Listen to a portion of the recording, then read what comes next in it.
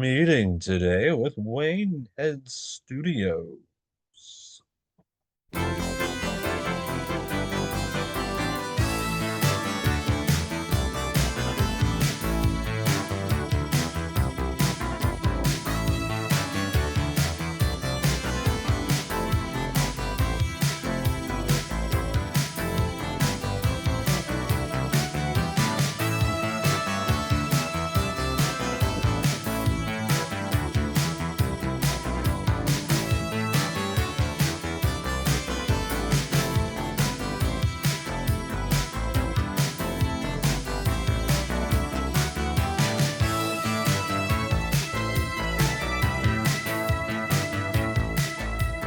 All right. Hey, oh, Hey, how are you doing? not bad. How are you? I'm good. I'm good. Good. Thank you for joining me tonight. My pleasure. And sorry for the long wait. Oh, it's okay. I try to work with people because I know everybody's busy. Right. So, how long have you been doing caricatures? Well, I've been doing it for now 20 plus years. Oh, Um, wow. yeah, I fiddled with it when I was inside high school. My teacher introduced me to the style, but I was inspired by a guy called Dave Smith. So he drew me when I was a kid. My parents got me drawing, and he taught that picture tortured me for years. So I was always curious, like, what is his style? What is he drawing? Like it's not a portrait, but I like it. So it tailored my style a little bit. And then eventually, after trying to do the scripted life, like go to college, get a job, I realized that it's my one true love. Wow. Well, that's great. And what area are you in? I think I've seen pictures of you. It seems like you're all over. I appreciate it. So I'm stationed in the Bahamas, man. Wow. Yeah. Is it now one of the main questions I had for you is it tough to do caricatures in the Bahamas? Do people react the same there as they do other places, or are people really into it in the Bahamas? So the Bahamas is naturally people-centered, like tourism is our bread and butter. So the reaction of people is key. So everyone would kind of like see the over-exaggerated caricatures, like the ones in Hawaii, some in Disney, some in Orlando. Mhm. Most members I've met in the International Society of Caricature Artists. But when people see those renditions, it's funny. It's good for, clickbait. It's good for extended reach. But honestly, the hard question I had to learn is like, would somebody pay me for it? Mm. So my style that I've developed isn't really exaggerated. It's more portrait, kind of tailored to customer satisfaction. Most of my corporate clients, they don't want that exaggeration, but I've kind of found a safe net, a style that I can kind of like exaggerate a little bit. It's not really a portrait, and that's my style, Wayne. So that's what I use to this day. Interesting. Have you gone to the ISCA conventions? Oh yeah, man. Me and my Nice. team. So I've gone like 4 or 5 times. Oh, wow. Yeah, 2017 I won World's Fastest, and then this year I traveled there with my team. So I have a team of three other artists from my team. I'm carrying up there, like their graduation almost, to compete against some other artists, make some new friends. Oh, that's great. Yeah. What about yourself? Have you had a chance to go to ISCO? Oh, me? Oh, no. I have not been. I wish I could go this year. It would be Yeah. a dream to go. Stop wishing, just make it happen. Yeah, yeah, you're right. So just a little bit about yourself. Tell me about this landscape, this podcast. What is this all about? So this podcast, more or less, I'm going around speaking with working caricature artists, people who are out in the field doing it day by day. I feel like their caricature is an interesting style of art, and there's a lot of different ways to do it. There's a lot of different artists out there. I've been trying to talk to artists, I guess, around the world just to get their perspective on the art, how they've found a niche for themselves in that style. Hmm.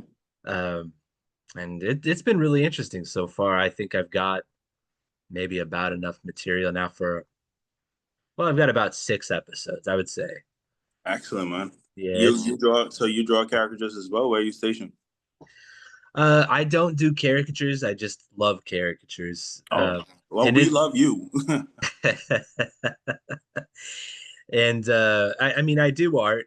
I do portraiture. And there's a caricature influence. There's exaggeration influence, but Mhm. I've never been able to go out and just do caricatures and knock them out like a lot of you guys do, which I think is just really fascinating and cool.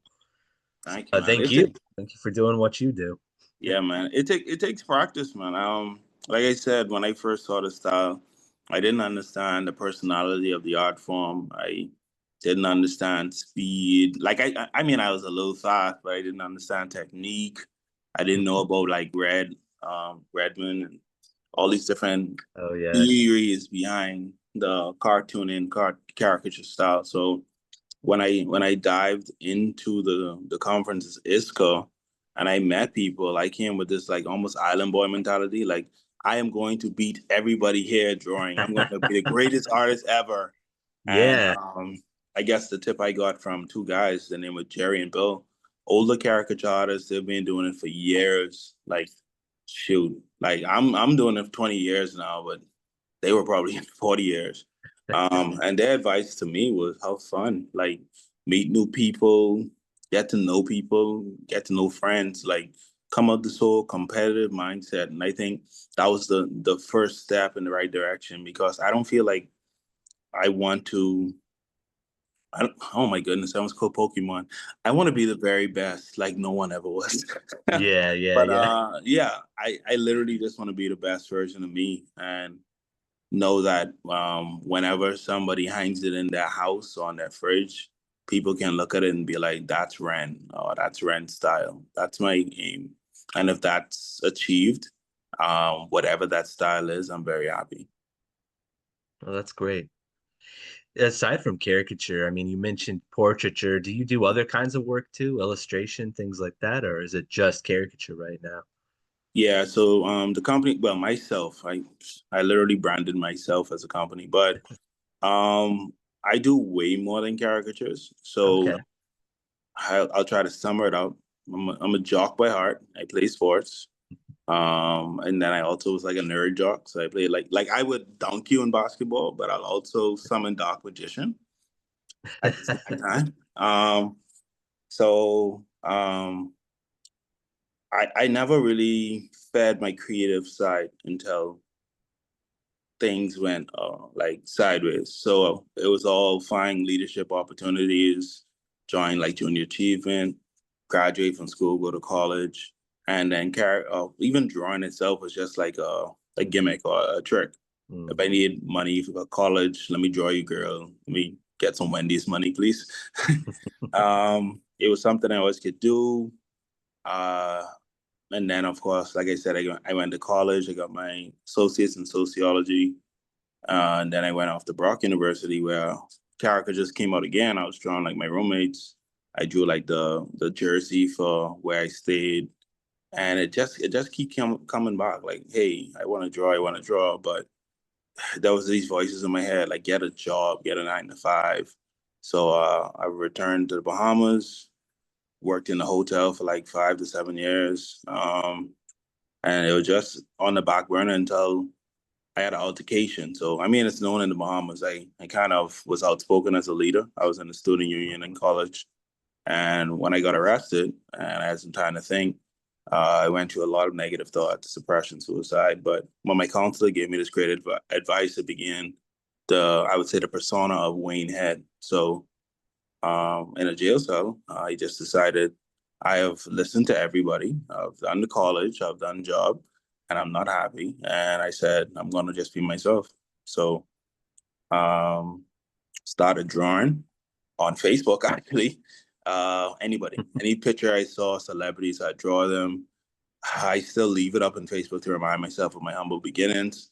So I started drawing like maybe one person a day, then five, then 10. And then all of a sudden people started paying me. So like I drew someone and they came to my house. And this is a time when I didn't have a job. It's kind of like picking up the habit of drinking. And somebody came and it's like, I want to get this drawing from you now before you get famous. And they gave me $10. Then the next person came and they charged me 20.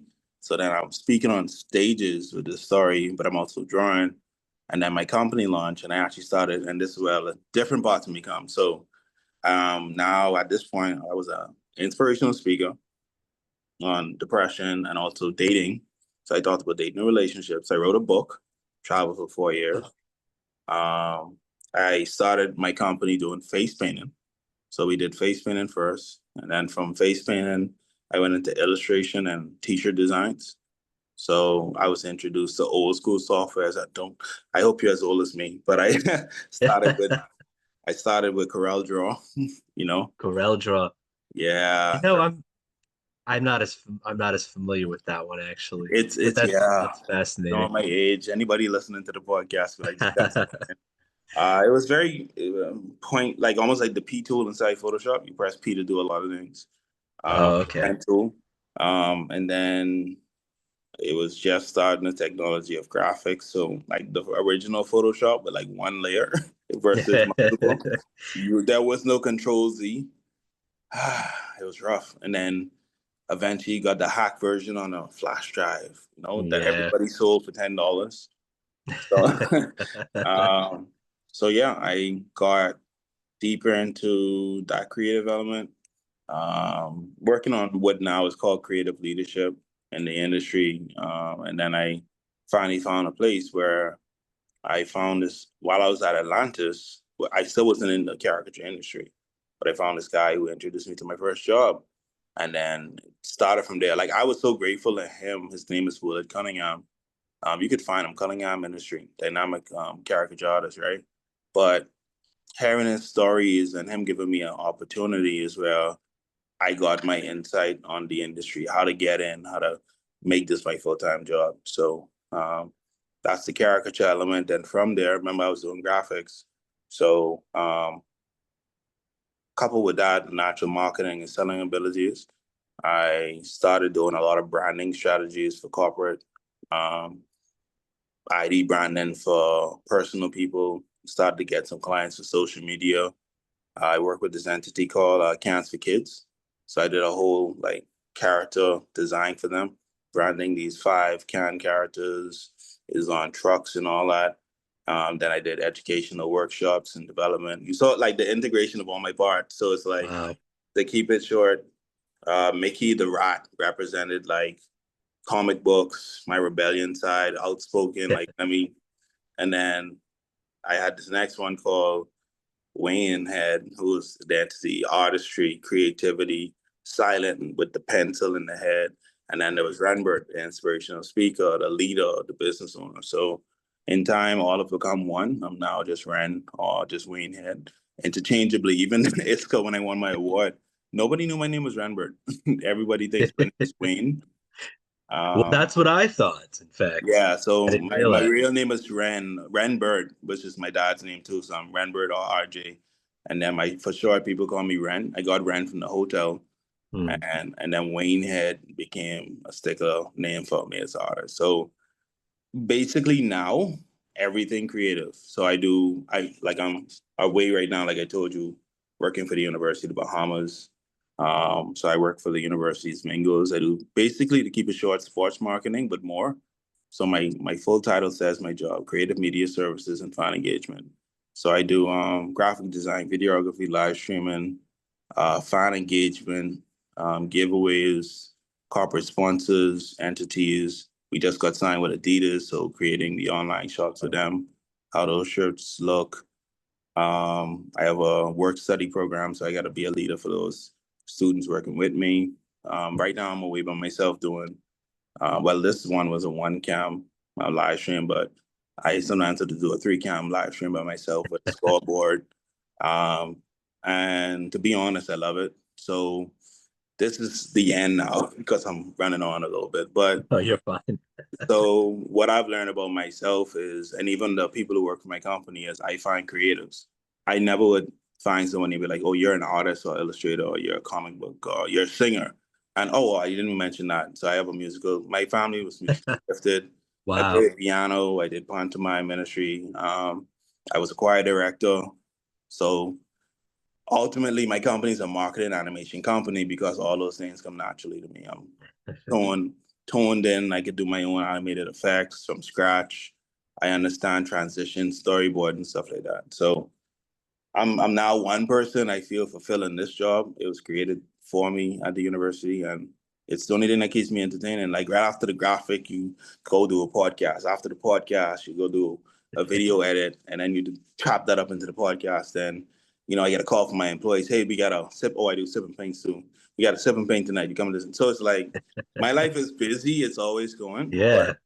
but honestly, like I get bored. Like I've done leadership. Like when I was in the hotel, I used to spin around the chair, how bored I was. Like I was in housekeeping, right? So they had a way they do the shift. And one of the things I did in my MBA was process improvement and leadership, creative leadership. So it's like I came into the shift, I studied it for 2 days, and I realized you could do the shift better, faster, and more efficient. So instead of coming for 3 and sitting and doing all this paperwork and checking the system for 2 hours, then distributing it to the room attendants, and then you run the shift until like 8, 9. I figured out if you come in for 1 and you walk the floors, get your own updates, and then if you learn the personality of the room attendants, how they work, who they work with, and you have them on WhatsApp so they can tell you when their room finished, I could have actually known which room I'll clean and assigned it to the night cleaners so they could come in and clean early, which they get paid more grats from cleaning rooms than actually doing night service. So in essence, because I took them off the floor, that means everybody else on the team got extra rooms. So because they did extra rooms, they could leave early, which in turn saved the company money. Wow. So I figured that all out, and then by 3:30, I'm spinning around the chair. And my boss at the time, Miss Christie, she came to me one day and she said, I think I'm gonna fire you. Like you always spin around this chair. You should do some work. And I was like, I done. Like, and one thing I got from housekeeping, you have over hundreds of rooms and everything's in my head. So like she'd be like, what's the status of 11-8? And I don't want to break protocol or break confidentiality, but you know what I mean? Like she'd call a room Yeah. number and I'll tell her, oh, this one, that one out of order because of this and that. Da, da, da. And she'd be like, oh, you no way you know. And then she'd go on the system and I'll be like, bro, I like everything in my head. I know everything. Like, so in essence, I kind of learned my disability was now my advantage or my superpower. I didn't learn how to read conventionally. I have phonetic and spelling disability, but it made me focus on context clues, and it has this ability where even when I did my master's, if I read something, and also I learned APA from in my head because of Canada. So it's like I don't even need MLA APA books. I could read a research paper and write down how I should reference it. Imagine doing that on a written exam. Your teacher's on press, right? So I learned my mind was different. I accepted that. I started to learn, I think different, I think faster. Even in the society, I know caricature artists who are way better than me. But I'm sure if we're in a leadership position or if we're talking corporate or if we're talking, on certain levels, I might be better in those spaces. Same thing with my company. My sip and paints pay more than caricatures, but I can't get any of my artists to do sip and paints because they don't have personality. So I think that's my quirk. I found a good blend of leadership, artistry, corporate understanding and enterprise, and then finally fun. Like I studied positive psychology. I have a lot of fun. It's a really incredible story. It sounds like you were doing so many things before, and then when you decided to make creativity kind of central to your life, all these things you were able to just Yeah, borrow pieces of it. To be yeah. honest, to be short, the degrees, the experience, they have never opened up as much doors as caricatures. I've Mhm. been to the Governor General's house. I've been to our Prime Minister's house and parties. I've been to special events with Michael Jordan, all these Amazing. celebrities. My talent in caricature has opened up way more doors than my mouth. And to be honest, like you said, like people believe, oh, it's just Waynehead, the guy, 1, 2, 3, show the caricatures. But it's like, y'all, like I used to be having some intellectual conversations with some of Yeah. the people I draw. Like we talk about history, we talk about politics, and what impresses them is that I'm doing all that while drawing. Like I'm like, yeah, man. So tell me about, and, I just like having fun with it. So Wow. and I challenge research. Like, they talk about research bias. I did my thesis on the perceptions of creative work and the use of AI, Mm, right? wow. And when I looked at that, I learned that there's so much categories of creatives now, but also we have been actually already studied. So the creative worker, as it's called, I say creatives for short, but the creative worker, in my thesis, I broke it down to 4 spectrums before expanding in that there's a heterogeneous relationship between it. There's so much categories you can never summarize. But the basic ones: informal, formal, creative, non-creative. That's our industry. So informal meaning no structure, kind of like a hungry artist. Formal meaning you might work for corporate, right? Hmm. So in my case, I work for the university. That's corporate. So I'm a formal creative in that sense. And then there's creativity and non-creativity, which I found out there are people who do creative work, videography, photography, whatever. But when you sit with them, they're not a creative. Hmm. Like they're doing the work as a job. Like they're doing the video, they're editing, or it's the people who didn't understand social media, but because they watched these few things and they got a certification out of like, hey guys, come on to my YouTube channel and don't forget that and all that stuff. It's like, Yeah. dude, like you're not innovative, you're not in charge of the industry or in front of it. You're mimicking what you're seeing and you're following it. And then there's Wow. like TikTok, right, which celebrates true innovation. You come up with a ridiculous dance in a fun moment with your friends, and you wake up the next one and TikTok's like, yeah, everybody's doing your dance now. Because guess why? You're the first one to do this dance.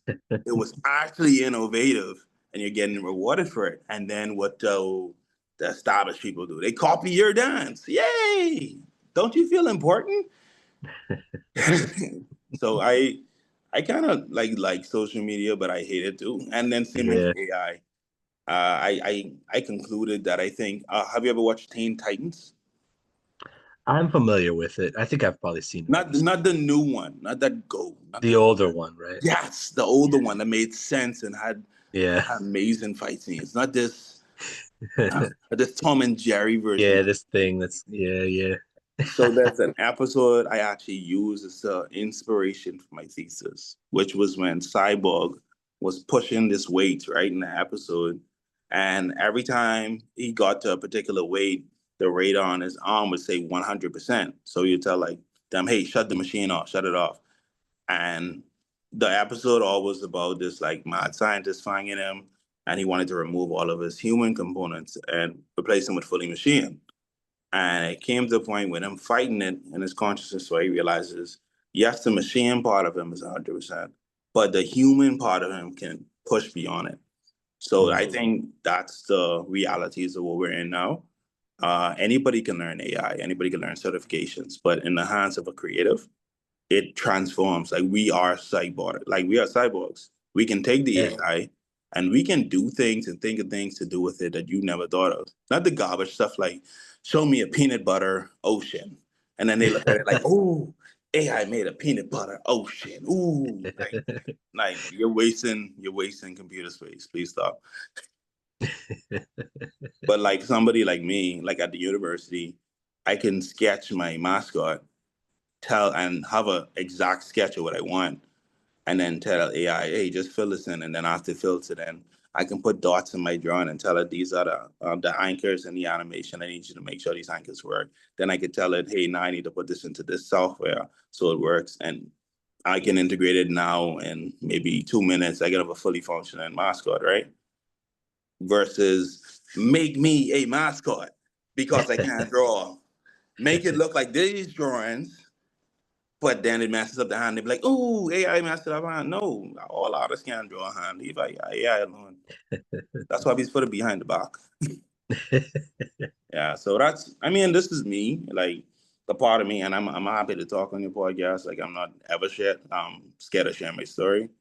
I'm a little boy from the Bahamas that got on the big stage in Iska and made friends and have roommates and met people who draw for Disney and they don't understand that's my ideal job.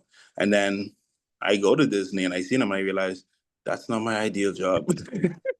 Like, and then, we in the Bahamas where we doing it too. So to have beautiful staff and employees and artists willing to work under me and then having to go through the headache because I give every artist a shot, but like I won't say which artist, but I have an artist who has like maybe 20 letters from my corporate clients who'll be like, don't bring this person back. Right. And my staff would be like, why don't you get rid of this person? It's like, because that's how I started. You know how much people told me no? You know how much Yeah. people told me to stop drawing? I had this woman, we were very religious in the Bahamas. She was like, come to my church. I showed the drawing to my family. They said there's a demon in your eye. We're gonna pray for your eye and sprinkle water. Maybe we can heal you. And I was just like, if you don't like the drawing, you gotta throw it away. You didn't have to show it to your whole church. Like one of us has the problem. Then I started drinking because I was depressed at that time. I was like, I suck. I don't deserve to draw. And you know, but that's I think what one of the caricature artists I follow, because I didn't say this, but it's beautiful. He said one thing caricaturists do is it removes the ego from the person. Like, Mm. okay, you have a big nose and I'm focusing on your big nose. It's fun. Learn to laugh at yourself. I think one of the greatest and worst inventions ever probably was the mirror. It was good. That's true. It was good to True. see yourself from somebody else's eye, but now that we're looking at ourselves, we become so vain and obsessed. Like, okay, like me, I have small ears. That's cool. God had to humble me. If he had given me like Will Smith ears, think about how handsome I would have been. We would have never had this conversation. You couldn't talk to me. Okay, like That's so funny. so. Yeah, man. So I mean, that's me in a nutshell. My story. I believe again my superpowers are I always give back. I always try to find a way to reach back and bring other artists in. Caricatures is only a gateway. We now do even more stuff. So we do henna now in my company. We do Oh, face wow. painting. Yeah, I actually look at California Boys and a few caricature companies when I was building my website, and I realized they had a tab that said more. I was like, "You're a caricature company. What is more?" Turns out they're doing the same thing. They have henna and face painting. I was like, "You bastard! You lie." Yeah. So yeah, man. I even to yourself, as you, I saw your style by the way, dynamic style. I feeling it. We got an artist over here, Stefan Legend. Your painting style and color formation. His work reminded me of your work. I should say. Oh, wow. That's Yeah. nice. So like, and that's what it's all about. If you create a style, and I tell this to all artists who I work with, and somebody's willing to buy it, you've arrived. Like, so it isn't about me Mhm. teaching you how to draw like me. If you could find your style and you come out on the field with me, and someone says, "I like that. I want to pay you for that." Welcome to the team. Like, I don't want you to That's draw like me, great. but at the That's same time, if you're drawing your style and nobody likes it, fix it. Like, yeah. yeah, don't be the artist with the painting worth 500,000 and nobody ever buys. I'd rather you be the caricature artist with the painting worth $10 that everybody's buying. And there's wealth in it, man. Like, Yeah. you know, I've built a six-figure company. Wow. That's Like, great. yeah, that's a joke. I've met caricature artists who make way more than me. But yeah, But still, it's fantastic. That's I mean, you it's really built something incredible from the sound of it. it's again, I'm a Christian. I'll be honest with you. I was trying to do it selfish at one point, and it's so tiring to always all to do all the things they talked about here about yourself. So tiring. And I did a prayer. I said, God, give me enough that the people under me don't have to beg. So that's it. Like I have the six figures, so I can pay them what they need. It's not my money. Mhm. So ever since I changed my mentality and I see it like that, I don't have to stress about money no more. Like if I'm gonna buy something, I can buy it. If I'm gonna do a trip, I can do a trip, and I got a great team. And like let's say that a pay was 450 for a job. Shoot, if they really did a great job, I can actually just put 600. Hmm. So that's my goal, and I reached it. And for as long as I have opportunity to shine, I want to shine. But I also want to borrow the words from Dave Chappelle, in that at one point it's your story, right? And you're like, oh, these people are in my story, and then you realize, which is what I've realized last year, you're in someone else's story. So my number two for my company, Ari Kabin, I am now in her story. Like I'm the guy who governs the company, but I'm watching her step up as a leader.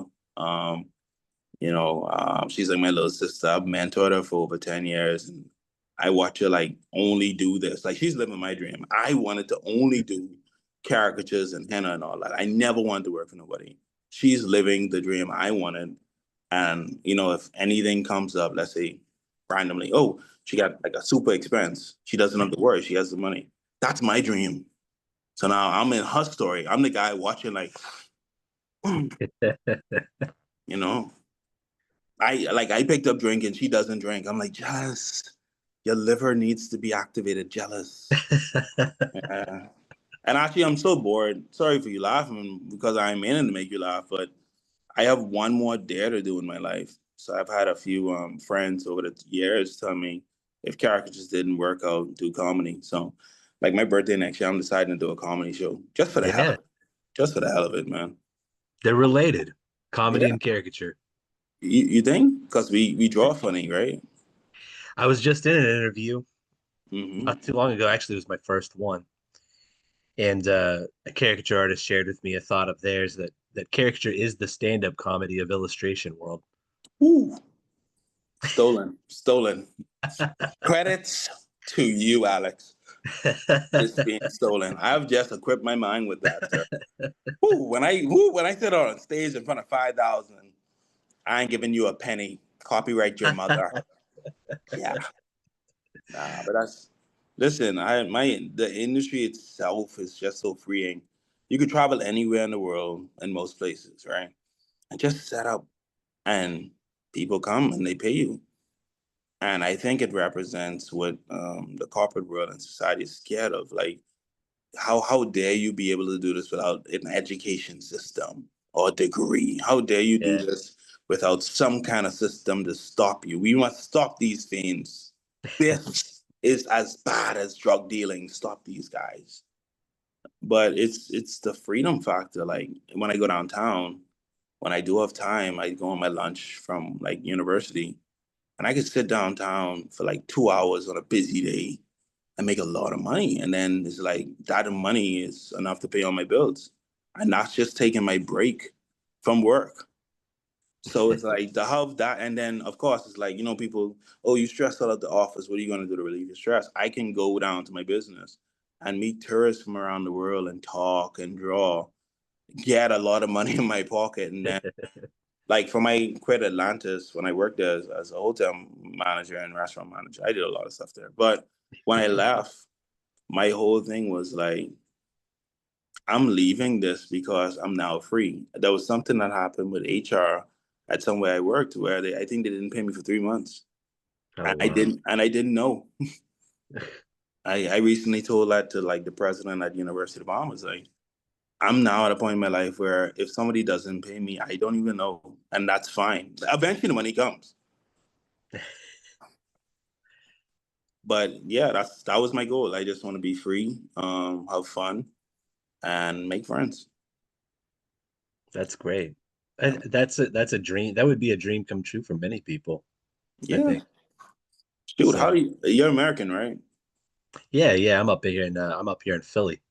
Yeah, I don't know how you guys do it. Like I look at I don't know how we do celebrities. it How do you make $1 million and still have to work so hard? Like in the Bahamas, either. that is the most like minimum wage people.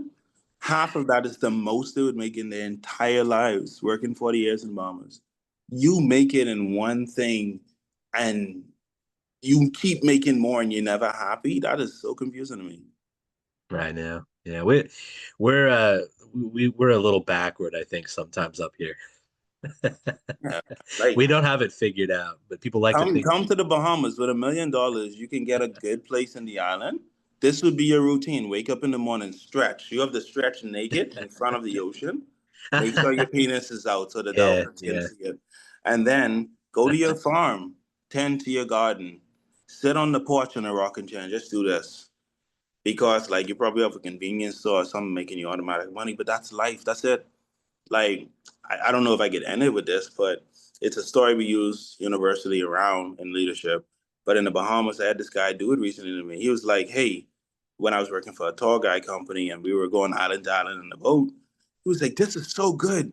you know what you could do with this? You could like get more boats, like maybe 8 more boats, and you could do this in like more islands. And then I was like, and then what? He said, okay, and then you could build a business. And then once you have your business, probably build a director team, and then they can manage it. You don't even have to do it like how other people doing it. I say, and then what? And then like after you build it properly, you get all the finances, you probably could sell that business, right? And then like use that money to invest in into other stuff. I say, and then what? And then you probably use, I don't know, like get some dividends and then some shares. And then you know and say, and then what? And then you probably like come to the Bahamas and buy a place where you can just chill in the boat. I say, you want me to do all of that to do the very thing I'm doing right now? That makes no sense. That doesn't make any sense. Yeah. Like I in the Bahamas, I can own a boat and chill for the rest of my life. Like, why are you stressing me out? There's no, I mean, I don't want to brag on my country. There's no IRS to lock up my money. I'm good. I'm good.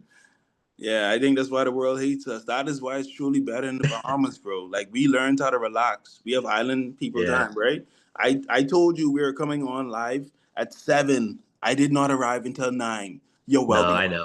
You're welcome. That is me teaching you how to be a Bahamian. Nah, I'm just kidding, man. That's funny. But yeah, man, that's the freedom. And even if it's taken away, I don't care. Like it's just you meet so much, you have so much stories, man. So much like how I'm not married. I get to hear so much men give me advice about marriage. So much women give me advice, and then the men allow them to go to the bathroom, and the men be like, "Fuck that shit." So it's like you learn people's struggles. Oh my God, when you watch people grow up. I had this little girl when I was drawn for the airport. She got drawn by me 5 times, 5 years back to back every Oh, summer. wow. Like she wrote her name on one of my easels. So every time she came, I was like, Yvette, Yvette, Yvette. And she got taller and taller. And in my mind, I'm like, damn, I'm getting older and older. Uh, and you get stories. Like I met this grumpy woman, this grumpy old woman with a cane, and I drew a grumpy. That's the ugliest caricature I probably ever drew. And then I watched her look at it, and she laughed her head off. And I was like, success. Nice. Yeah. That's a great caricature success right there. When you draw, when you know you drew it bad and they Yeah. love it. So yeah, I'm not probably never gonna be the most viral caricature artist. I'm probably never gonna be the most known. But I think I could say for sure I am going to be the caricature artist with the most personality, the one that when I speak, I am going to elevate people and make them stop and breathe and laugh. That's my goal. I was gonna ask you too. I don't know how much more time you've got, but Oh no, I'm in a hotel room. I'm not going anywhere. I'm in your all country right, now. perfect. You are the captain. You have We've my got you passport. then. So are you set up to where you could show us some of your work online and we could talk about some of your work? Are you able to do Uh, that? I have it on my phone. I could share photos here. Yeah, yeah. I think I got it set up to where you can share if you can. Let me see. So, So would it be share screen and then I just show you like the albums or something? yeah, yeah, you can do it that way. All We're right. flexible. That works though pretty well, I think.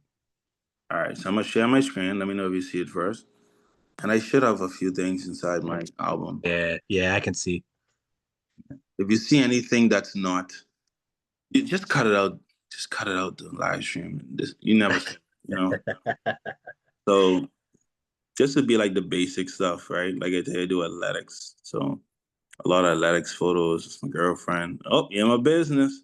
Yeah, my business. So this is like an example of my life, though. Like sports photography. We have competitions, all that. Then it's a sprinkle of caricatures. Oh, hey. Like, yeah, me doing it recently at one of the local community service events in the Wow. Bahamas. What are some of your favorite events to do? Truthfully, what I'm about to show you is something I like to do. Give people a chance. This is a random tourist who wanted to draw me. Oh, So wow. I let him draw me. That's me, pretty ugly. Uh, that's what he did. Oh, wow. Man, Yeah, that's a little good. bit of JoJo style. And then like same thing here, like meeting somebody, Seeing that genuine laugh, man, just that laugh really makes my day. That's him and his mom when I drew them. Wow. Yeah. So I just aim for like a toony kind of style, but something where it looks like them, like you could tell it's them. Other people walking by, I could tell it's them. Saw a little girl I drew. She loved it. She's like, "Oh, he's so cute." So I was gonna show you, and these are some recent ones. So these aren't too far away. Oh, this one is obviously Oh needs to wow. be fun at this point. And then you got to get the reaction. She was watching me so closely. It's like she wanted my number or something. Um, who else I can show you? And this is what happens too. Sometimes people send you pictures and be like, "Hey, draw me later." It's like, no, I'm busy. Uh, this lady, she was awesome too. This is the host. Looks just like her. Thank you, man. So that would be the caricatures. Again, this graphics, I'll have to do all these in like a few hours at my job. Then we do sip and paints. So this is me hosting sip and paints at work. Nice. Yeah, making them dance and have fun while they do the sip and paint. These caricature events look like they're a lot of fun. Yeah, man. Yeah. Like, I was doing it at work. It's like the size of the room on a busy day. Graphics, countdown flyers, video. I think I have a portrait in there. Let me see. Oh, this is the mascot I invented for the University of the Bahamas. Oh wow. Mascots are a caricature, man. You gotta get that on your resume. What else can I show you? That's fascinating, actually. I've never really thought of mascots as caricatures. Now that you've said that, it's kind of blowing my mind. Yeah, man. Oh, this is an example of a portrait I did for someone. Okay. Wow, that's really good. Thank you. Uh, this is the team working. We're working on a comic book for a client right now. I hope I'm holding them on the screen long enough for you to capture something. Yeah, yeah, it's good. Uh, duh, duh, duh, duh, duh. What else? I have so much stuff on my phone, man. Like all of these should be deleted. This is the next portrait I did. Oh wow. That's on a canvas. This is the original one before. So that's how clean it looked. What are you using to make these? Procreate, man. So I do hand portraits, but what I've found from a customer point of view is a lot Okay. of times they want to change this, they want to change that. This doesn't look good. So this is an example actually. So you have this one, which I think is finished, but I'm tired. I may have over exaggerated somewhere. So the client's like, hey, you did over exaggerate. You made his chin, his beard too long. So this would be sorry, that's a Pokemon one, but I shortened the beard because it happens. I can't stop exaggerating, That's who I am. So you can see the difference there. One has the longer beard, the one has the shorter one. Yeah. And then she appreciated the shorter one. Okay. Yeah. Wow. So yeah, and then you can get special ones. Like this was two of them were fighting over Pokemon. I drew him like that. He loved that. He moving his feet. Uh Next portrait presentation. Oh wow, that looks nice too. Yeah, many people don't see that.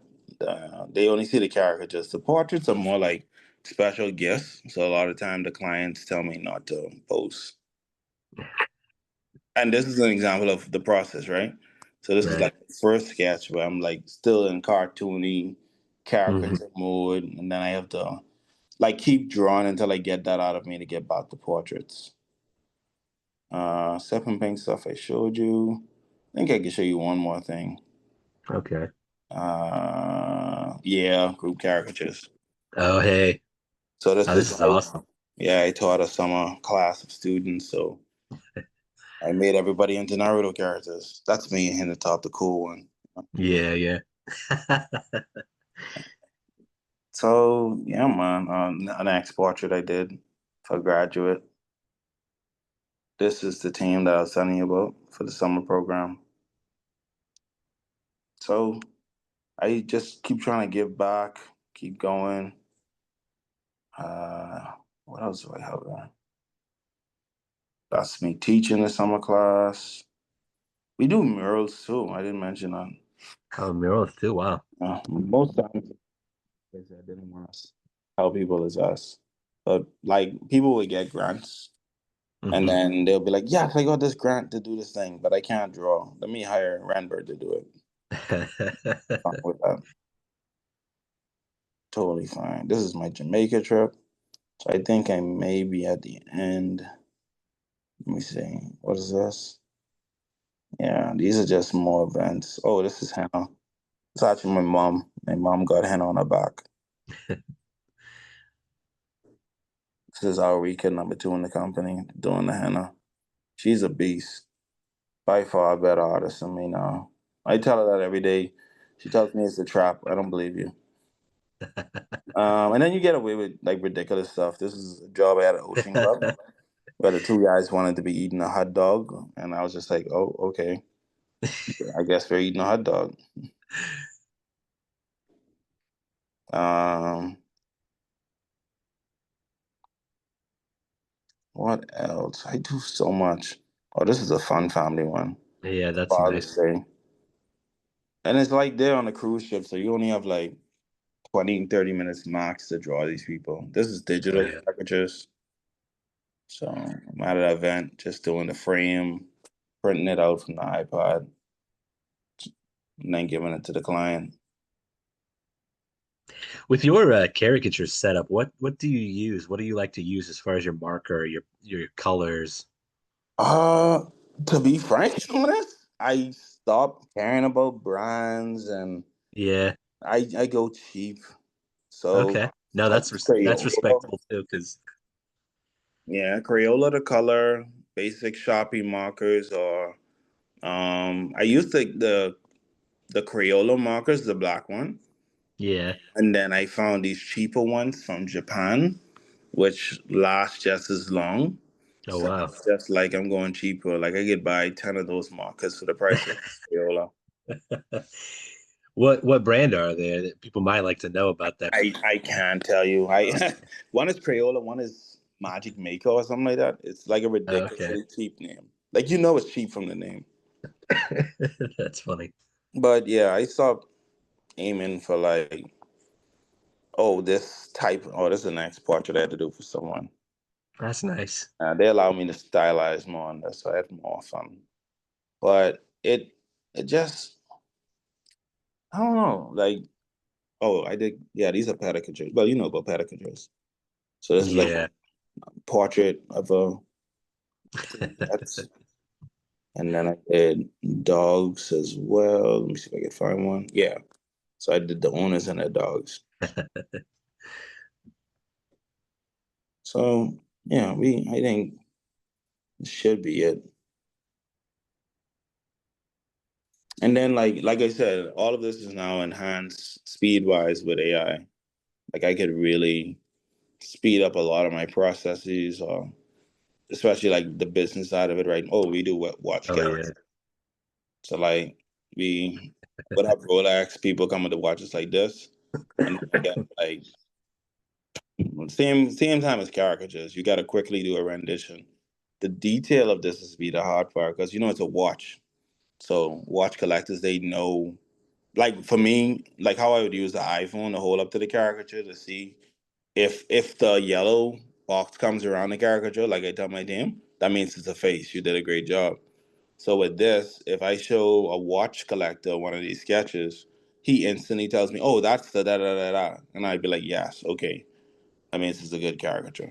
So shout outs to John Bull. I do these. People just come, they slip on the watches, very expensive watches. They show it to me. I get a few references for color, and then I just go to work. I've never in my life seen something like this. It's kind Uh, of incredible that people are doing this and that you're doing these.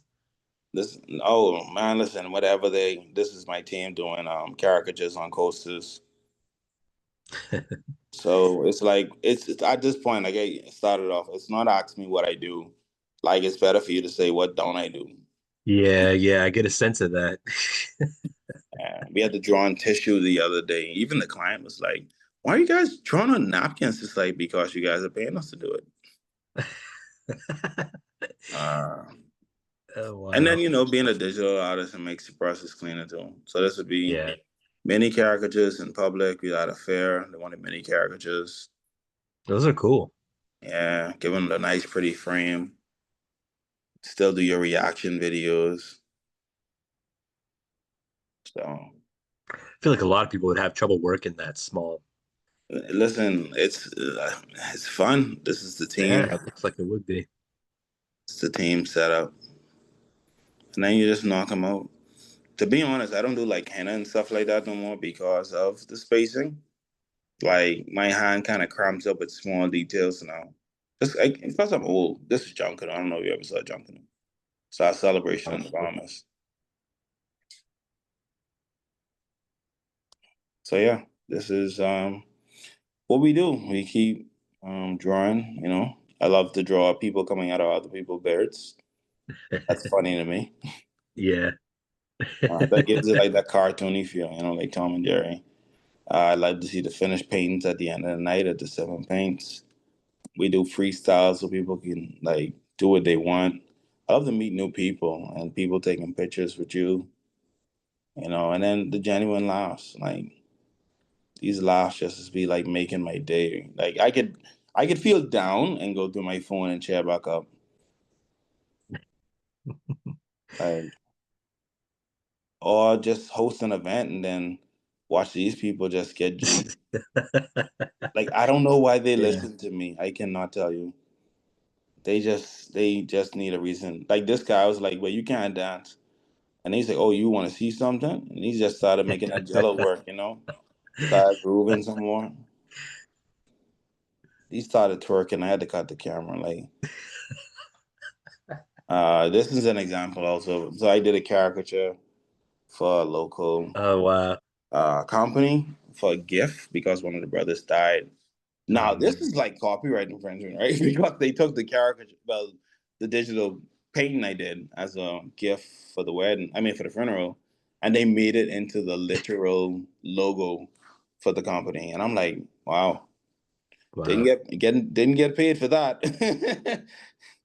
So the character, the gift I gave is now the logo of a company. And then it's like book illustration. I can't show you that one. That's a client. Then we go larger. So this is the what Miles Monroe was. He's a very famous inspirational speaker and pastor. So the church hired me to do these large portraits Wow. of there. This is the smaller versions for the carry homes, and then this is the large one of the pastor on the floor. So yeah, that was pretty fun. Then we do logos and coloring books. So I'll show you that one, a glimpse of that. That project is still going on, so I can't show you too much of that. These are the dogs from earlier for the references. Yeah, they got all kind of attitude.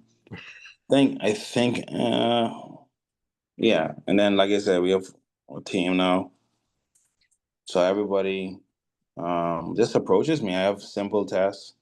Didn't mention fashion sketches are taking off now, so we're getting more people hiring us to do fashion sketches of them at events of whatever they're drawing.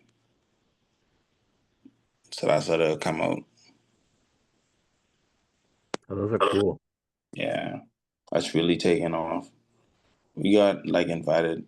This is me like speaking to kids. So yeah, man. Um, I just try to keep my heart in it at all times. Be true to myself. Oh, this is a fun job too. I wonder what it is. Yeah, I just try to be true. Oh, this is like doing anime on the spot. Like I don't know what anime this was, but the person was like, "This is a reference picture. This is what I want." Oh, this is Attack on Titan. That's what that was. It's crazy. Um, yeah. This is an example. We were doing this mural, so this is like doing a digital sketch over it before we did it and completed it. on the That's wall. cool. Have I shown you enough? Like, uh, and then this is digital sketching, just straight up digital. So you go to event, and then I send everything. Well, I kind of show my process. I intentionally show my sketch lines and my process to try to encourage more artists. Because Mhm. people be like, "Oh, you showing the end result. How do you do this?" And it's like I literally show you how I do it. So it's like, can you replicate that? And do you want to be a part of the company? So yeah, it's me. I'm an open book. Like I said, I have fun. Shout out to my girlfriend. She keeps me having fun. That's good. Man, thank you for showing all of these. That's it's cool Yeah, to see all the different kinds of things you're doing. yeah, man. Like it's simple. You get these photos. People want a gift. They say we need it by tomorrow. You put it together and you send it, and they're like, "Oh my God, you did it so fast." I've also learned not to let people know I'm fast. It kills my industry. Shout out to my little sister. She just got engaged. It's my little sister right there. Wow. And we do a show where we talk about food together. This is me teaching the primary, like little kids in school. So I just my main thing is I want to keep giving back. That's Never stop good. giving back. Anything else I can show you? Sports. Company logo, yeah. Until we're at the end of the road. But yeah, man. Any more questions you have for me? I'm just blown away by how much you're doing. You've got like you're a really full plate, and it seems like you've got energy for it all. Yeah, maybe I have ADHD. Who knows? I actually, when I did my first, like I said, my first degree was sociology. My second was psychology, and when I did like some studies, like I found out like people like Usain Bolt has ADHD, or like whenever I have a creative I meet and they have symptoms of ADHD, it's like instantly we get each other. Like we have weird quirks, we might do this, but it's like if you learn how to use it, you have so much more energy than the average person.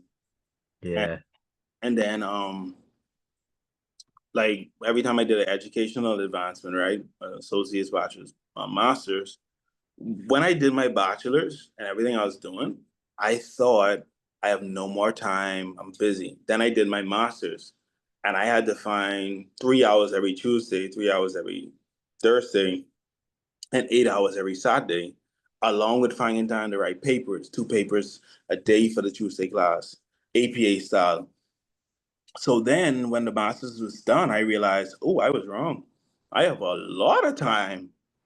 So for like a year and a half, I'm committing hours to the class and education while running my company, while working at everything I'm doing, even right now, add a master's on top of that, and I don't feel stressed because it's like I broke that threshold. Wow. So like I would I do a PhD? Yeah, if I get bored. But I know I'm not gonna get fulfilled by it. And that's what I think people don't do, especially with AI and technology. Like I think we're pretty. I don't know how old you are. How old are you? If I may ask. I'm 39, but I'll be 40 this month. Show off. There you are. There you go, Mr. 40, Mr. 40. But like I'm 35. So it's like I grew up in a generation of you have to remember people's numbers. So your mind, right? The cognition, the nuances were the ticking. You had to remember what number to call when you're in trouble. You had to Yeah. call the operator and remember how to call your parents. You had to remember how to read a map. I know. I was just thinking about that, all the driving without Yeah, GPS. math, I've gotten arithmetic, by lost. scratch, not no calculators. Yeah, and what they're not telling us, but it's obvious, is we were training our minds to think earlier, even inquisitive stuff like peekaboo. Your mind became curious of the world. You wanted to draw on a wall when you were a kid.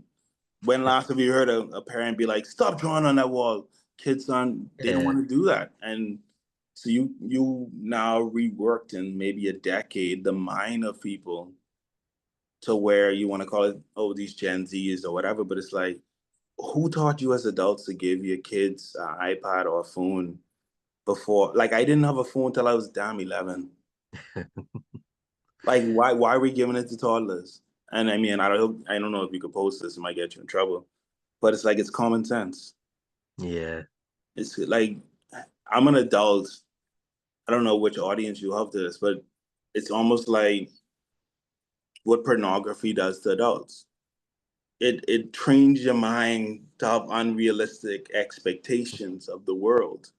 So technology, AI, all these helping devices, you're not thinking, you're not creating, you're not devising, questioning. No, instead you're, hey, chat GDP. Hey, chat GDP. Oh, I don't know this thing right now, but 1 second. Hey Siri, can it's like you don't like our generation, we could call back facts that happen, leaders that happen, times in history. Now you have dumb people on TikTok who'll be like, guys, I had this brilliant idea. Brilliant idea. Instead of carrying our phones around with us, we should leave our phones home. Maybe they should just have a phone that stays home so we don't have to have it all day. Oh my God, this is brilliant. We need to copyright this. I think this is $1 million idea. And it's like, you mean a house phone? And I'm literally quoting a video that literally went Oh, viral. wow. Oh, wow. But That's you terrible. know, my goal is to teach in marketing classes, but I'll break down the mechanics behind it. Going even viral today doesn't mean shit. Okay, you had millions of people follow you for what, a week or two? If you don't know how to turn that around and make some more money from it, okay, you went up in followers. Ooh, you feel good, you feel important.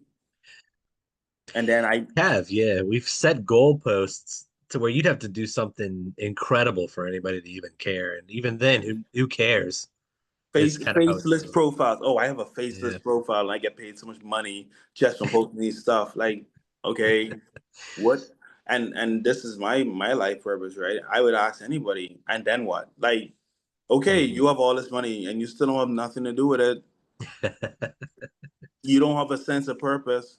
Like, I'm broke and I'm happier than you. Like, let's get down to the nitty gritty. And then the realities, right? Sad to say, like P. Diddy, you could be a billionaire and have a terrible character and it's Yeah. taken away from you or you're locked away from society. So why are we not teaching morality and ethics? Why are we not teaching people how to be kind and build characteristics like honesty and humor and fun? We're focusing on the wrong part of the human, which is the oh my God, I'm gonna get in a lot of trouble. You need to edit this. But we allowed a antisocial person and the creator of the Book of Faces to reteach a generation on how to be antisocial like him, to make Yeah. them feel normal. Well, I mean, you may be onto something there. No, We might both get in trouble. but I feel like Maybe it's you're onto common something. sense. How did this is something that he used to interact on his level, and his level is definitely higher than most. Right? He's very intelligent, without a doubt. But it was so good that it retaught the psyche on how to interact, on how to engage. We went from hello and firm handshakes and looking people into the eyes. I do leadership studies all the time at the university. If I shake a young person's hand and look them in the eye and say good afternoon, the first thing they do is break contact or they laugh or they be like, ooh, this is weird. We're not talking about the fact that we allowed them to become antisocial and have social anxiety and call that normal and the increase in spectrum studies and diagnoses. I have never seen in my life all of I know, why yeah. is autism normal now? Let's talk about it. My godson is autism.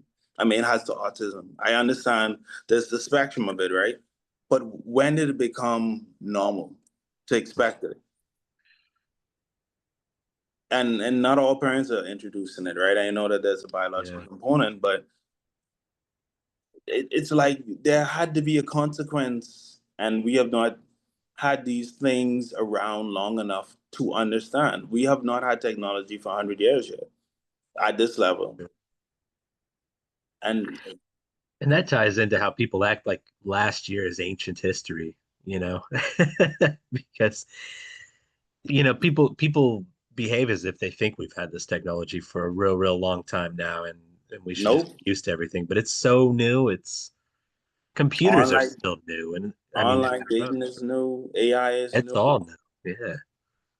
Listen, that's why I stick to the old things. Human interaction is one of the oldest forms. The exchange of talents is one of the oldest forms of currency. Before money, if you could farm and I could entertain, I need you to entertain the family. You know what I mean? Like we traded talents, and I think even at ISCO when I saw it, when you draw another caricature artist in your style and they draw you in their style, it's like the greatest exchange of respect ever. Like I have all the caricatures. I'm an artist with me. Everyone. Oh One got yeah, one got it's great. water on it and I cried. Oh no, And that's sad. Yeah. yeah, and I'm cracking jokes to it, right? But the sad part is like these kind of conversations would get skipped. Like scroll, oh my God, this is so boring. This isn't entertaining. I need something within 5 seconds to entertain me and keep my interests. You sound like a teacher. I don't like you. You know what? I'm gonna unfollow you. Furthermore, for those comments earlier, I'm going to cancel you. Oh my God, you're gonna be like, wait, what the like I don't care. Like, get a life. Like you have 12, what, 12, 14, 100,000 people following you, but you're not a good person. You can't speak well, you can't encourage, and you're stuck in your own A word because I don't know where this is going. So yeah, that's the thought behind my caricatures. The creativity is what people see, but it's like I'm engaging with people. And one of I didn't say this, I guess maybe this was the segue into it. When I got into sipping paints, I don't like sipping paints. Like you wouldn't know it from me talking, but I'm not really an extrovert. A lot of only like my work study students at the university the other day, they saw me in my office in a corner curled up one day. And I was like, what's going on? And it's like I have a lot of things that bother me when I really get tired of being Uh, like if you put your hand in my face, like a lady, she was talking to me, but every time she put her hand in my face, I would instantly hit it away. And they was like, but you can't hit a girl. And it's like, dude, I am overly stimulated. I have to be in this office with y'all, but I really would like it if y'all do not come near me. And it was like, but why are you acting like this? I said, oh my God, y'all do not listen. I am not as extroverted as you believe. I do not want to be here right now. I would love to leave work.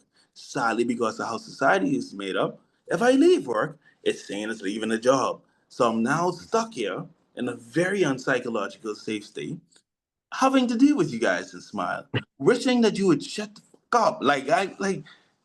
But you can't talk like that in the workplace because people will be like, "Oh, you're so weird." Well, what do you think comes with my ability to do all these shit?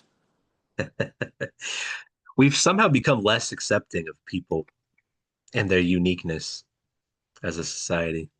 Yeah, and I think that's what it's about, brother. Like you have the when you figure out your purpose and your quirk, and you figure out what you have to offer the world, you stop listening so much to people's insight based on their realities. So remember, I told you I have a phonetic and spelling disability, right?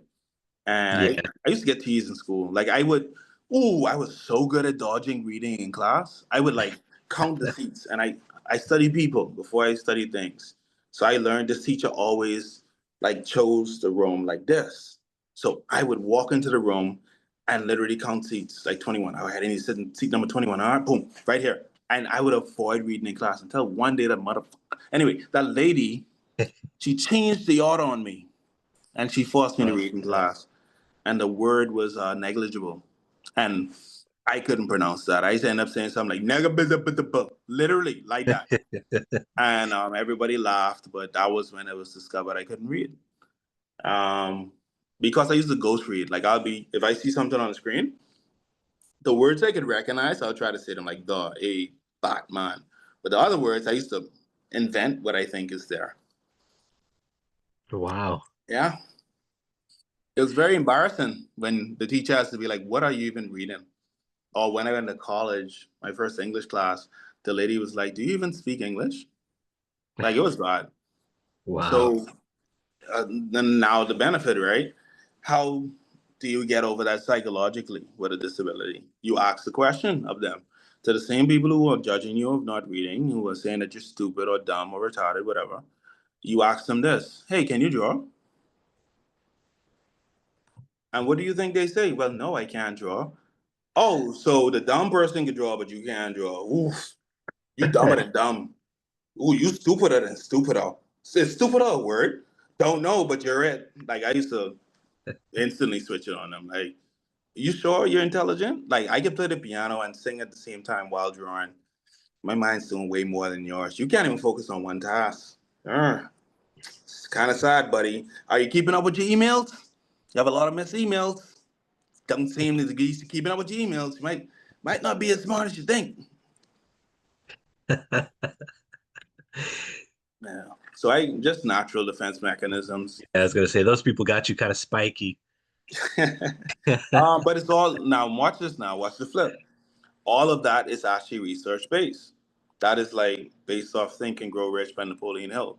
When Oh yeah, yeah. I Henry read that. Ford, yeah, exactly, Henry Ford's in the room, and they're asking him all these Jeopardy like questions, the general stuff. Who's the prime minister? He gets everything wrong, and then they said, "How is this man intelligent, a revolutionary man of a time?" He said, "You see these buttons in front of the desk? I can press any one of these, and somebody that I pay can come and answer your questions." So that everything I said just now, though it sounded like some people be like, "Oh, that's so narcissistic," I literally based off all of that off a book. Yeah. And because of my disability, I can remember everything that I read. And then it comes to me almost like a reference. And that's about like learning your quirks and your strengths. Yeah, that's really good advice, and it's important to you can if you know your flaws, they're no longer flaws. Nope, the advantage. And then you distract people. So like if I get a job, I always tell people I have a phonetic and spelling disability. And then let's say my boss makes me read something. I say, "Well, obviously you don't like me. We need to go to HR." They'd be like, "I just need you to read this. I have a phonetic and spelling disability. Me no read on spot. Mm-mm, mm-mm. Me need to read over that several times to make sure me can read it." And then they'd be like, "Oh, why are you giving me this attitude and talking to me like that?" It's because you're disrespecting the fact that I've already identified my flaw. And you're saying to my flaw, "I know you have a flaw, but still do it so I can watch you fail." And Yeah. then I say something like, "Okay, so get this pen and paper. Let me see you draw." And they'd be like, "What does drawing have to do with anything?" "Oh, I just want to see you do something that I'm good at." I don't understand that kind of behavior from people. But People people are do that all the time. Like, people are people, man. I don't get it. The ego. So much people who quoted that recently, but it's a growing trend. People are talking about the human ego itself, right? The Hmm. thing that we're not alone in the universe, that we're so important. Everybody wants to come here. You know, is forget his name, dark guy with a mustache. It's slipping me, but he Neil was, deGrasse Tyson. yes, yes, he made that reference to how egotistical we are as a people. Everything going on in space. If these people are able to travel light years and do all these stuff, you think they're really coming here to watch us? So that's why I like my mind, man. Like it's scary sometimes because you got kind of like have this glimpse of total recall. Like you'd be talking to somebody and remembering something from their childhood, and they'd be like, "That never happened." And then you have to go over the daunting task of remind them of every single detail. And the same person who told you it never happened, eventually, when you fully describe it in color, they'd be like, "Oh my God, now I do remember it." And then you're like, "But didn't you tell me it never happened a second ago?" But all because you didn't remember it, it didn't happen. So yeah, that's why I just crack jokes. I'm choosing to do this for your podcast, but I don't see the sense in me talking like this in society. This is dangerous. Anytime I'm not seen as the caricature guy who just draws and have fun, and they see these other sides, it's like, how are we letting this guy survive in society? We must destroy him. So I will continue to smile and draw caricatures. One, two, three, say cheese. People find ways around that sometimes. Sometimes you have to take your success that you weren't supposed to have and make it about something else. Like, oh, they let me through because that's the dream. Yeah. I'm the recipient. You see, it proves that the system works. Yeah. And then don't forget, you have to have the intellectual debates to make people feel better. Well, was he lucky, or was this the rule of thumb? Uh, Yeah, but you'll know the truth. yeah, I like to always think of the half truth, right? Because Yeah, now that we have the internet, we can learn more. But when they said, "I'm a jack of all trades," is a master of none, and now because of social media and books that we read, we know that that was a half statement. That yeah. obviously people who were threatened by it, but like, let's get rid of that next half of that. That don't make no sense because the full statement is very damaging to somebody not skilled. Yeah, Jack of yeah, all trade is a master of one. Often, no, a jack of all trades is a master of none. Oftentimes better than a master of one. That last part is yeah. dangerous, bro. It's Let's get dangerous, rid of that. powerful. You're better than me? No. Because you said in the first half, a jack of all trade is a master of none. So if that person is better than somebody, then that means the person who he's better than is lesser than him. That person's in a worse position than the master of all trade, hence the generalist and specific intelligence debate. And that's why, like, I guess being an inspirational speaker on stage and learning the flip of language, right? Or motivation, the keys of motivation, you learn how much, if you just half a statement, you could destroy or uplift. Like if I told you Right. caricature artists are weird, it's like, what? I don't want to do this profession. But if I said caricature artists are weird in how they see the world, it's a half A thought. little So I different. just Yeah. feel, yeah, it's all about meaning, and then even English. That's why I want to learn the next language, but I can't. My phonetic, I tried. Phonetics just shocked me up. I never could have learned like Spanish. I always mix up the sounding of stuff, but English is such a young language that if you learn how to study and read in Spanish or Latin or French, you find older texts, which now you can do easily with AI. And that's what I use AI to. I would like find Mhm.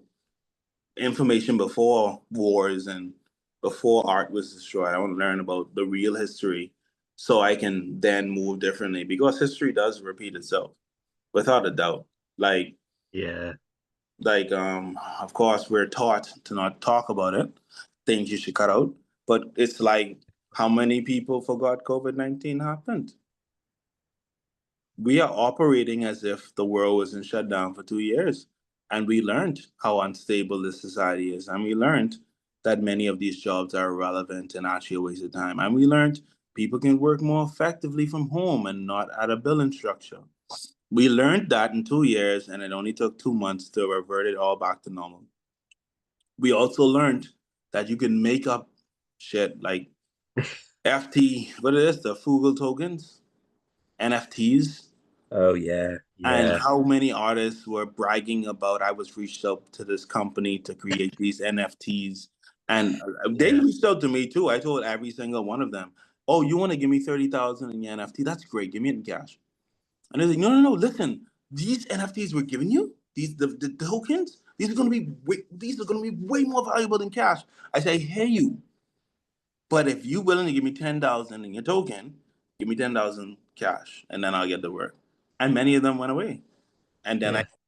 heard artists bragging about how they made a couple of NFTs and they putting it out. It's like y'all are cheapening the industry. The NFT industry is the art industry. You have a bunch of money and you need to hide that money from taxes, which I sure you catch on to. So you're gonna buy an art piece, and that art piece value is gonna be the money. Now, to get more money, I can sell this thing that I deem is worth at $1,000, for instance, at $5,000. And if I could find somebody who values it and pays me $5,000, I've made $4,000 off an imaginary thing that didn't exist. Almost like the guy in, I think, Europe who sold. the invisible statue for $30,000. Or the guy who for what was it, 6.8 stole a banana taped to a wall. Oh yeah, yeah. And it's like these things are happening. And again, how my mind works, I can't let it go. How are we how can this happen? And then you let's go back to the joke, and you call caricature the comedy of the art world. It's almost like I want to say it, painting has now become the comedy of the art world. But if that's true, it's an unfunny joke. But how did a banana on a wall with a piece of what is it? What kind of tape was it? But it doesn't matter. But It was like how did some kind of duct tape, I think. a duct tape and a banana, It- $6.7 million? Explain that. And mind you, there is an explanation. Somebody can make it up. Somebody can present it to me and be like, "This is why it's worth so much." It's like, no, that's why they told you it's worth so much. That's a damn banana on the wall. Give me the Mona Lisa. Give me something, and this is how I value art. If I look at a piece of art, even your style, that's why I appreciate it. But if I look at art and I cannot easily replicate it, that is art. It's like it's your style. You're locked in. You could do it. But if I have to actually do effort to replicate it, ooh, I love it. But if I see it like AI, right? People getting tired of AI. You see so much AI art that now it's like your mind is like, oh yeah, it's AI.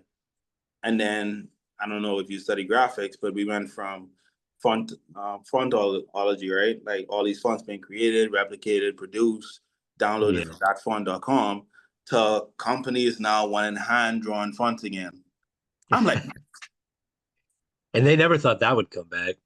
They were trying to kill that industry. I know. So my whole thing is history is repeating itself. Yeah.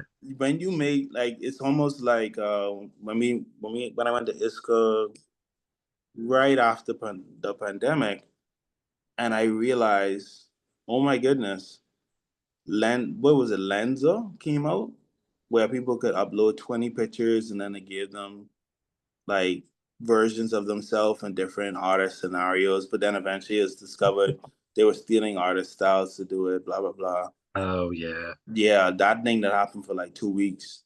And then after that was done, the AI was sold to TikTok and Instagram so they could do it and to Snapchat. And I was just like, nobody watching this happen. And this is the thing that was most important. This app could create a rendition of you in a second, but I somehow went up in sales of caricatures. Authenticity won. It Hmm. made what I was doing way more valuable. And that was great. Having 20 versions of yourself instantly made you value me doing one version of you in 20 minutes. But what do I know? I'm just a guy from the Bahamas. You know what I'm talking about. We ride dolphins and swing on swings, Yeah. vines. We drink coconuts all day and just saying. But it's Man, yeah, but like I said, I'm happy to open up my mind to you. I hope this information helps others. My company, I'm glad it's growing. It took 20 years to get where it is. Mind you, I could brag about those figures, but I've invested probably $500,000 into making this model work. I don't have a Disney where I'm from, and every caricature company basically is one person doing caricatures. So for me to have built a company which has like 7 caricatures and I could send them jobs and they could do it, which is the model used in the United States that I copied, obviously. It's for me, it's success to be the first in my country to do that and to share the wealth. I think that's my success. it is. Yeah. Yeah, it really is. And I'm sure your team, I bet they love coming to work too and doing and Oh being a no, be part of petty, be petty. Um, a little bit of the education. I explained to everybody there's no boss in my company. The model we do is a flat dynamic model. So like I'm like the secretary that gets all the jobs, but anybody could talk to me. How the only thing I actually have to do is if somebody really sucks, then I'll be like, yeah, you actually you're not good for this team, so we gotta let you go. Like yeah, out the WhatsApp group. But other than that, Yeah, other than Has that, that had to has that happened very often? That hasn't happened to you very much, has yeah, yeah. Artists are very moody, you know that. it? So Yeah. so I've had one guy come in and out of my company at least 16 times. Wow. Yeah, every time something's going on, and he'd be like, "I'm gone. You guys on. You on," and then he'll leave the group, and then like months later, he'll be like, "Hey, Mr. Mortimer, could you let me back in the group?" And that's like happened like a bunch of times. Then it's the next guy who I mentored, but still figuring out himself. Normally, when they lose their main job, they come back. But then it's like the purpose of the company, which only one of my artists learned, was I already lived that for y'all to tell y'all like if you really want to be happy, you ain't gonna be there. Like we determine how much money we make in this company. You are giving your hopes to somebody else's dream, and they could let you down, or they could let you go. Yeah. So invest in yourself. As long as you invest in yourself, you'll never be disappointed, right? Yeah, man. I'm keeping you up past your bedtime. I'm so sorry. You're fine. No, no, you're not. You are done. You just want to get a glass of wine and go to sleep, don't you? I'm all out of wine. Oh man. But so I actually do have to go soon just because Okay. it's 10:30 and I have an early morning flight to go back to the Bahamas. But if you have any more questions, I'll still entertain it for like 30 minutes if you need it. I got one more question for you, Oh, okay, okay. which is this will be our wrap up question, I guess. Go. Which is just where can people find you who want to book you? Where can people see all your work? Where can they go? Hire this guy. This guy needs it. The universe, just give him all the money. I love this guy. Um, we're on TikTok, Waynehead Studios, Waynehead Studios. We're on Instagram, the same thing. Facebook, the same thing. Um, in most forms, you can just look for my name, Renbert Mortimer II. And Uh, then we have a website, which is www.wayneheadstudios.com. Truthfully, only made the website so people stop asking if you have a website. Nobody yeah. goes to it. I look at the analytics every day. Nobody goes there. Um, and even like the WhatsApp channel, right? The WhatsApp channel is more active than the website. People WhatsApp me all the time and be like, "Hey, how much for this and that?" And I literally send them stuff from the WhatsApp catalog, like, "Hey, the prices are right here, guys."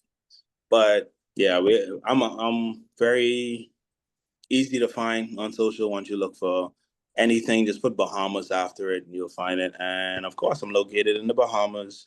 If you ever come to Nassau Cruise Port, which is located right in front of downtown where the cruise ships are, we have a station there. We Nice. also be stationed at the Bahama Resort sometimes. We're stationed at Atlantis sometimes. Local parties and events in the Bahamas. We'll open up a new store in Grand Bahama for those who go there. We may have a location on Paradise Island soon and another one on Cocoa Key. And then, yeah, just keep growing. But Nice. the dream, I think, before I pass away would be to get one caricature artist in one island, every island. Um, Yeah. yeah, and just have fun. Just because it's hotel, tourism. So if that one Yeah. person could have a job where they can make $100 a day, I'm happy. I'm sure that's on the horizon then for you. Yeah, man. You'll make that happen. But hey, this is a great one. Thank you so much for listening Yeah, to of my course. story. Um, Thank and you. yeah, man, and yeah, don't let people keep you up so long. Your bedtime's gone quite some time. Yeah. I'm off tomorrow, so I'm all right. Oh, you're showing off. Oh, look Yeah, at me. I'm off yeah, tomorrow. I'm not off. I yeah. got to host a wedding tomorrow. Yeah. All right. All Nice to right. meet you, buddy. Hey, thank you again Yeah, for choosing me and yeah, of send the course. links whenever the podcast comes out. Oh, I definitely will. Yeah, and I'll make sure to link in the video as well to all your spots. All right, man. Thank you. Yep. Thanks. Have a great night. You too. Bye.